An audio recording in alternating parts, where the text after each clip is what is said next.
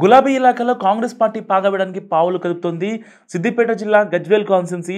ఈ కాన్స్టిట్యున్సీలో నుంచే కేసీఆర్ ఎమ్మెల్యేగా పోటీ చేసి గెలిచి సీఎం అయ్యారు. 2014, 2018, 2023 అసెంబ్లీ ఎన్నికల్లో గజ్వేల్ నుంచి వరుసగా 3 సార్లు గెలిచి రికార్డు క్రియేట్ చేశారు. అంతకుముందు 2004లో మాజీ మంత్రి గీతారెడ్డి, 2009లో తూముకుంట నరసారెడ్డి కాంగ్రెస్ నుంచి ఎమ్మెల్యేలకి గెలిచారు.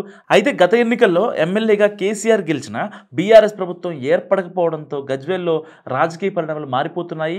గత అసెంబ్లీ ఎన్నికల్లో గజ్వేల్లో బీఆర్ఎస్ నుంచి కేసీఆర్, బీజేపీ నుంచి ఈటెల రాజేందర్, కాంగ్రెస్ పార్టీ నుంచి నర్సారెడ్డి పోటీ చేయగా కాంగ్రెస్ 3వ స్థానానికి పరిమితమైంది.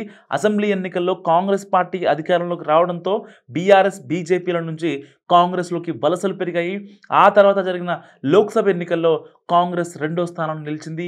లోక్సభ ఎన్నికల తర్వాత కేసీఆర్ తన కంచుకోటగా మలుచుకున్న గజ్వేల్ కాన్స్టిట్యున్సీలో కాంగ్రెస్ పార్టీకి మరింత ఊపొచ్చింది.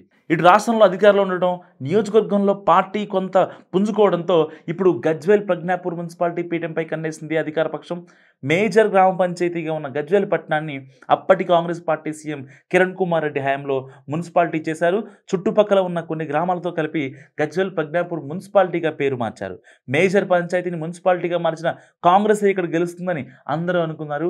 కానీ మున్సిపాలిటీ ఏర్పడి 10 ఏళ్లైనా ఇప్పటి వరకు కాంగ్రెస్ పార్టీ మున్సిపల్ పీఠాన్ని కైవసం చేసుకోలేకపోయింది. 2014లో మున్సిపాలిటీలు ఎన్నికలు జరగగా మొత్తం 20 వార్డుల్లో కేవలం ఒకే స్థానంతో సరిపెట్టుకుంది కాంగ్రెస్.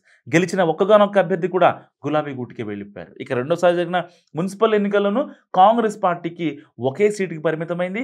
గజ్వేల్ ప్రజ్ఞాపూర్ మున్సిపాలిటీలో ఇప్పటికే బీఆర్ఎస్ మున్సిపల్ చైర్మన్పై అసమ్మతి ఉంది.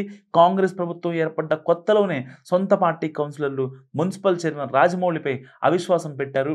అయితే కాంగ్రెస్ పార్టీకి తగినంత బలం లేకపోవడంతో ఏం చేయలేకపోయింది.